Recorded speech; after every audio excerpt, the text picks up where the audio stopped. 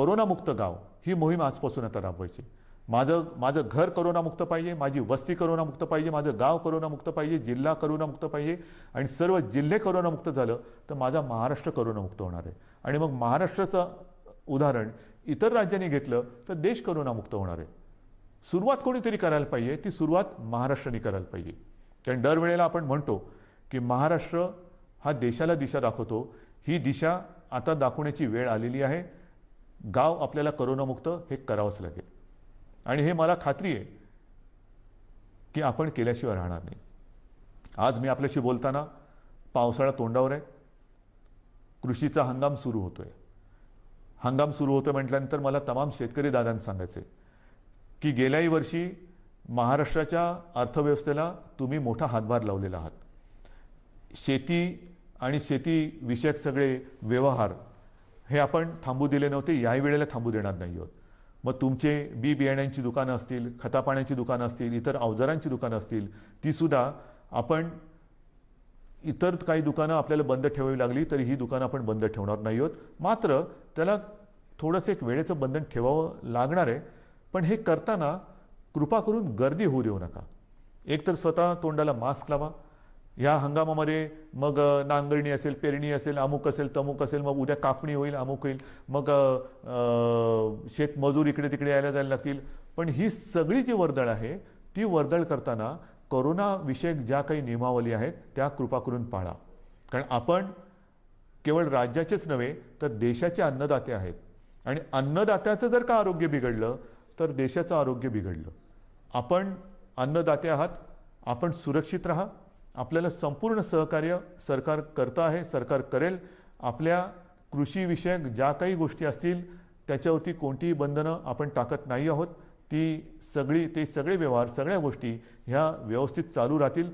फक्त एकच अट आहे, कृपा करून ही बंधनं पाळा आणि गर्दी होऊ देऊ नका। शेवटी मी एकच सांगेन की ही दुसरी लाट ही अपेक्षेपेक्षा फार मोठी होती। या दुसऱ्या लाटेमध्ये अनेक जणांनी आपले आप्तस्वकीय गमावलेले आहेत, कुटुंबीय गमावलेले आहेत, अगदी मित्र परिवारातले काही मित्र गमावलेले आहेत। यामध्ये काही बालकं ही अनाथ झालेली आहेत, काही पालकांनी आपली बालकं गमावलेली आहेत।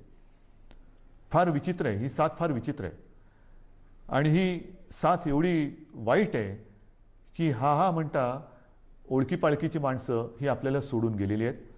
यापुढे मात्र असं होऊ देता कामा नये। जी बालकं दुर्दैवाने अनाथ झालेली आहेत त्या बालकांसाठी केंद्र सरकारने एक योजना जाहीर केलेली आहेच, पण तरी देखील आपलं राज्य सरकारसुद्धा एक योजना करते आहे।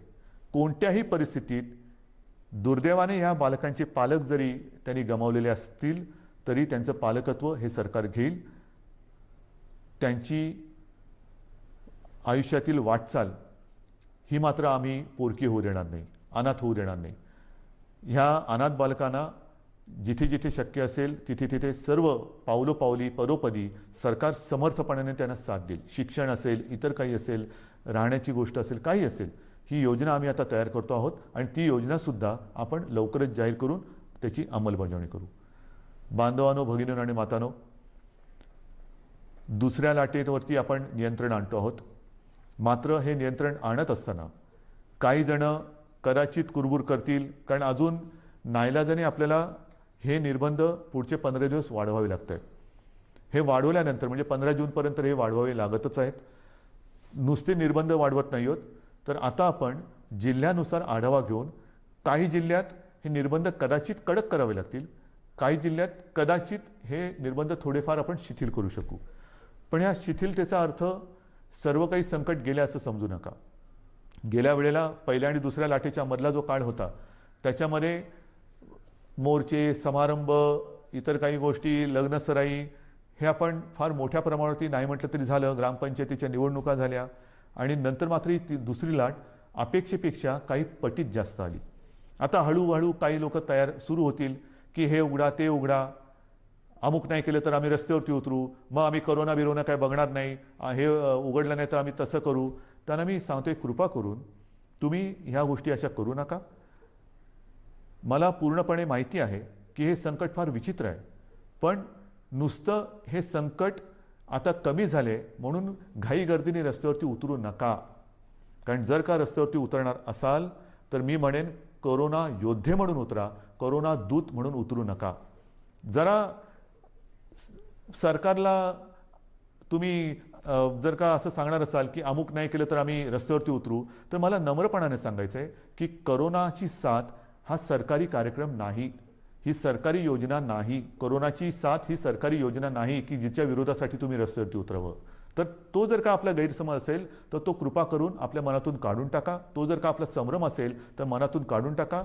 दुर्दैवाने आपल्या आजूबाजूला बघा, ज्या घरामध्ये काही बालकं अनाथ झालेत, काही पालकांची मुलं गेलेली आहेत, हे निर्बंध तर आपण उठवणार आहोतच, पण निर्बंध उठवल्यानंतर सुद्धा घरातील कर्ता गमावलेले आहे, त्या कुटुंबाकडे सुद्धा आपल्याला लक्ष द्यावं लागणार आहे.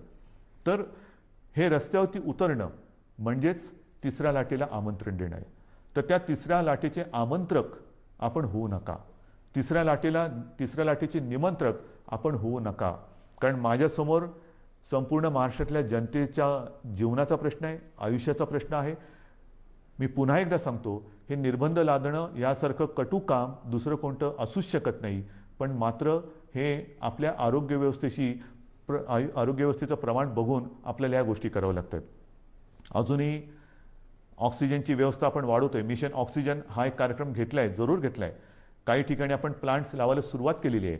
पण छोटे, मध्यम आणि मोठे असे प्लांट लावायला साधारणतः 3 महिने ते 18 महिन्यापर्यंत हा कालावधी लागू शकतो आहे. तो लक्षात घेता आपल्याला फार हळुवारपणाने एक एक गोष्टी ह्या उघडत जाव्या लागणार आहेत. आणि म्हणून आजपर्यंत आपण जसं सहकार्य केलं तसंच सहकार्य साहजिकच आहे.